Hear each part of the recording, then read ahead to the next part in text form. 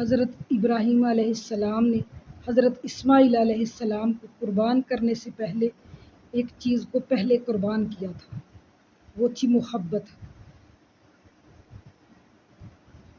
وہ محبت جو انہیں اپنے بیٹے حضرت اسماعیل علیہ السلام سے تھی، جو ان کی دعا کا نتیجہ تھی۔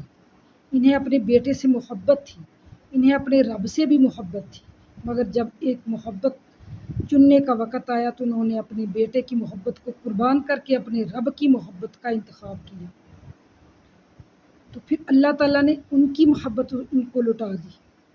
اللہ تعالیٰ نے پاکیزہ کر کے محبت لوٹائی۔ اللہ تعالیٰ نے ان کی قربانی کا ان کو اچھا صلہ دیا۔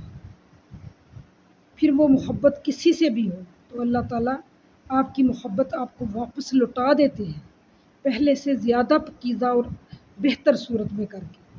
سالوں پہلے ہمارے باپ ابراہیم علیہ السلام نے ہمیں سکھایا تھا کہ جب قربانی کا وقت آئے تو کس محبت کی قربانی دینی ہے۔